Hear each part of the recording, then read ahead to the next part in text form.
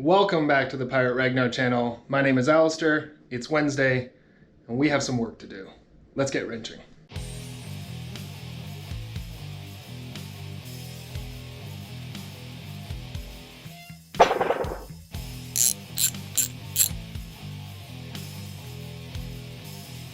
So we went from very little to work on to a whole bunch of things to work on, and I really want to be able to focus with these videos on either the Honda or the Suzuki. I don't want to try and mix the two up too much because I can jump around like crazy and then never really get anything accomplished. So this video we're going to focus on Mauls, the CB450 SC Nighthawk, and then next week we'll jump back into the DR350. What do we need to accomplish today with the Nighthawk? I got a number of solutions for a couple of problems that I've been having. One, we need to finish wrapping up the wiring harness that we're going to be using now. I need to zip tie everything the way that I want the wiring harness to kind of be branched out, and then we need to wrap it up with some electric tape, and I have some of the self-fusing repair tape here for the section near the engine as well as the ends, just so that I don't constantly have the electric tape unwinding, which is one of my pet peeves when it comes down to wiring harnesses. We also got the fuses in. I got a whole bunch of new glass fuses, so they should last us a while, but we also want to replace the current fuse box on Mauls with the one from the other bike because it's in much better condition. So we will do that. We also got the skinny long bolt that we're going to need to finish fixing the master cylinder, or at least the brake fluid reservoir for the front brake on Mauls. Things that I didn't mention that are sitting on the work table, so I can't wait to dig into the DR350's carburetor and find out if we're going to need to do a rebuild or if everything is still in good condition. It's going to take a little bit of work because the previous owner has, well, done what a lot of people do. That's on the list for next week as well. This is also something that is kind of universal for everything. So on a suggestion from another subscriber and another YouTuber, I got these gloves through Amazon. They've come in and I can't wait to hook them up to the vapor blaster outside and throw some items in there and start vapor blasting again. There's nothing more satisfying than seeing engine parts cleaned and look almost new. So that's a couple of different things that I want to accomplish, and I'd like to get them all done in this video, so we don't have time to spare. Let's get going.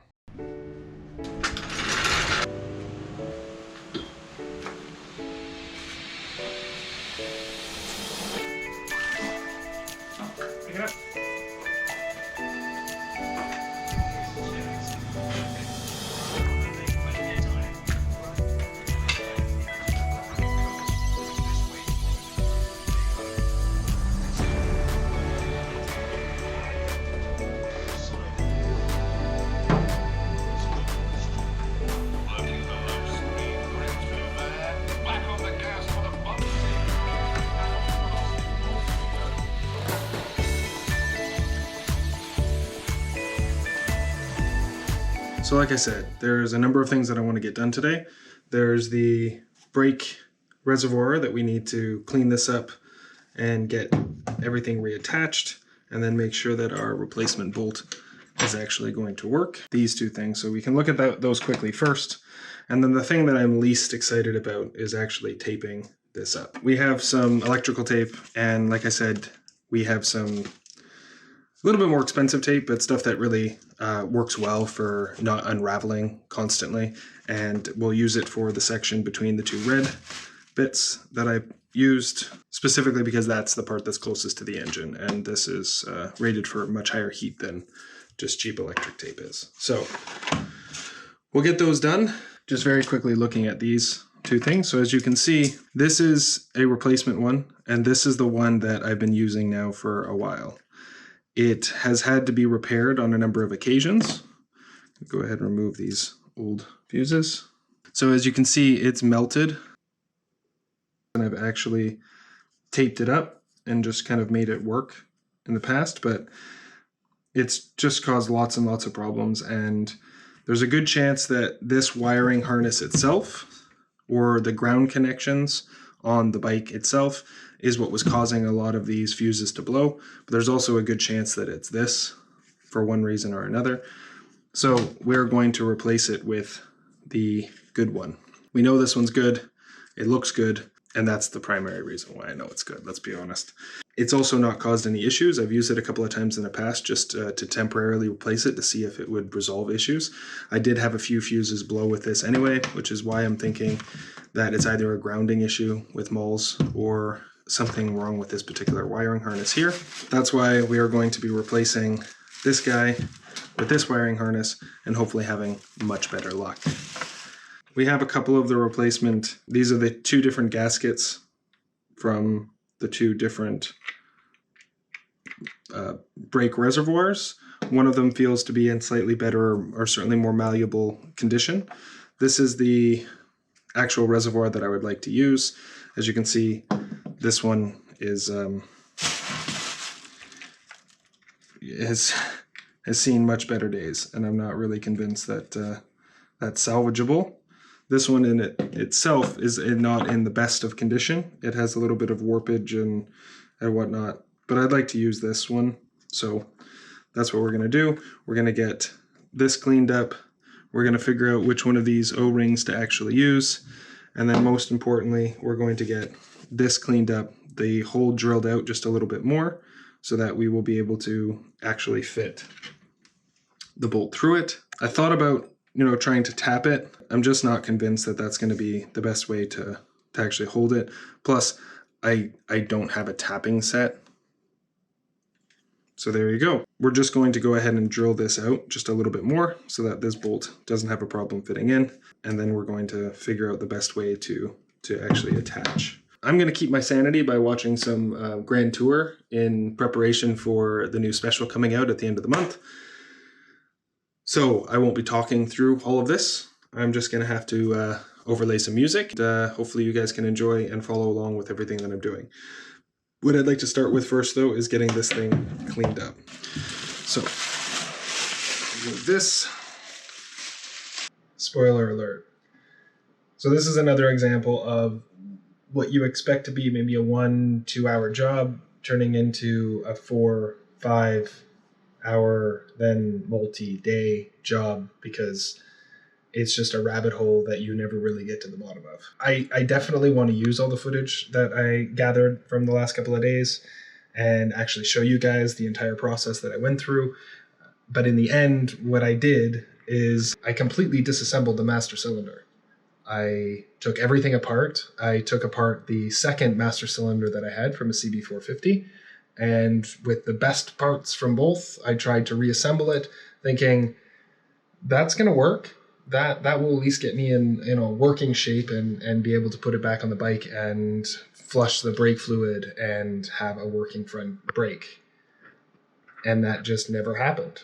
It was still a big learning experience for me. I really, as much as I was cursing at certain parts of it, I learned a lot that I had kind of taken for granted, not needing to learn about how you would rebuild or pull apart a master cylinder from brakes. I've done many, many brake calipers in my time, but I've never had to actually rebuild a master cylinder. I know better now. I definitely need to get an actual rebuild kit, which is just going to take far, far too long for it to get here.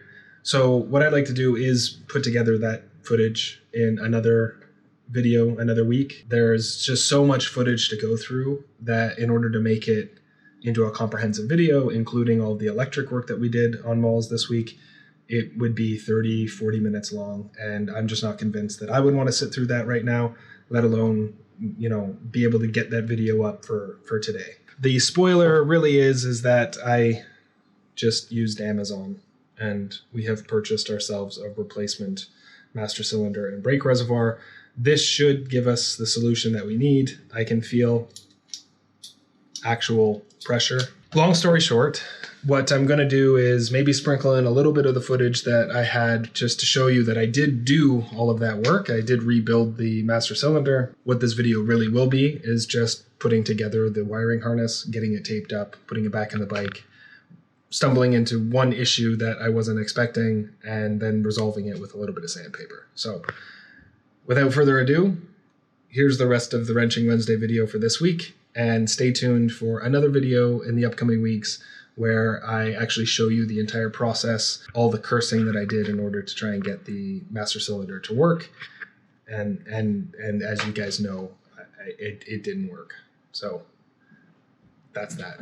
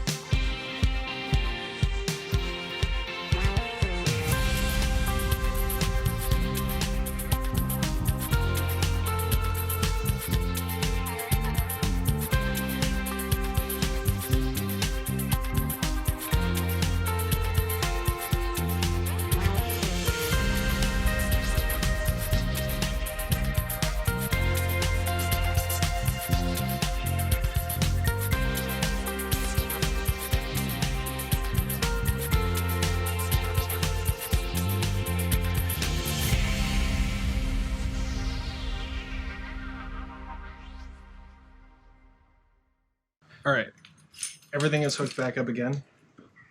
Really? Really? Really? Okay, go over there. It's all hooked back up again, hopefully correctly. We had some not color deficient person, Chelsea, come out and make sure that I'd connected the correct wires to the correct wires and set aside the wires for the indicators so that I know which ones those are. But with any luck, she should start first try.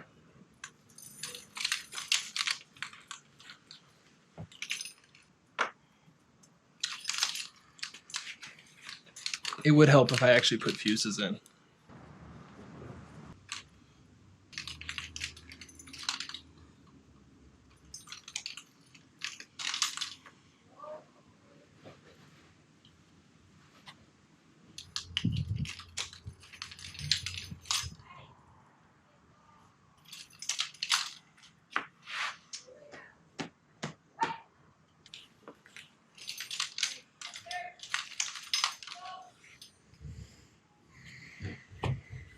No joy.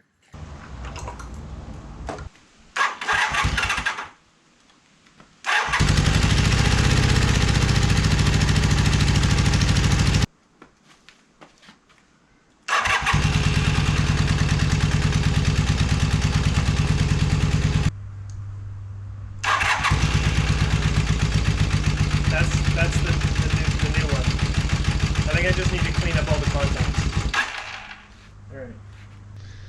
It appears that with a little bit of wiggling, both of these do work. So the one that's in much better condition also works. I just have a feeling that all of the actual contacts need to be cleaned up a little bit, so I'll break out a little bit of sandpaper, clean them all up, and then reinstall it with the gas tank and everything, and it should work. Should.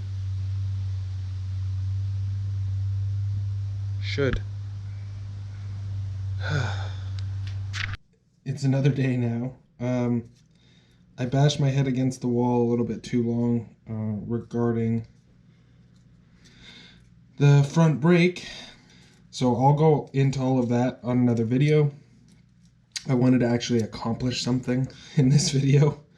So I'm quite positive that the reason this wasn't working correctly is because the contacts are a little corroded. I'm just putting some sandpaper on something cylindrical and sticking it in there, and then just giving it a little bit of a scrape down. So that's all I'm doing here.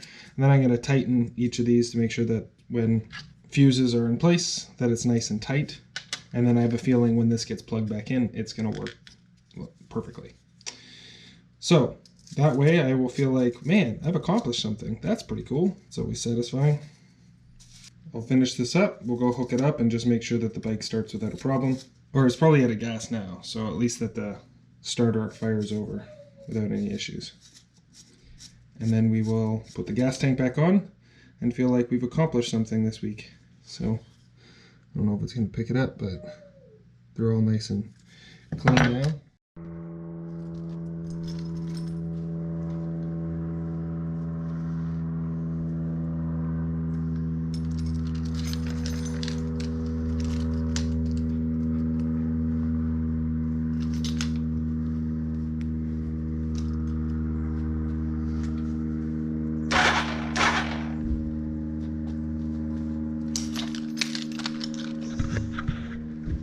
I accomplished something. Next Wednesday, maybe we'll accomplish more.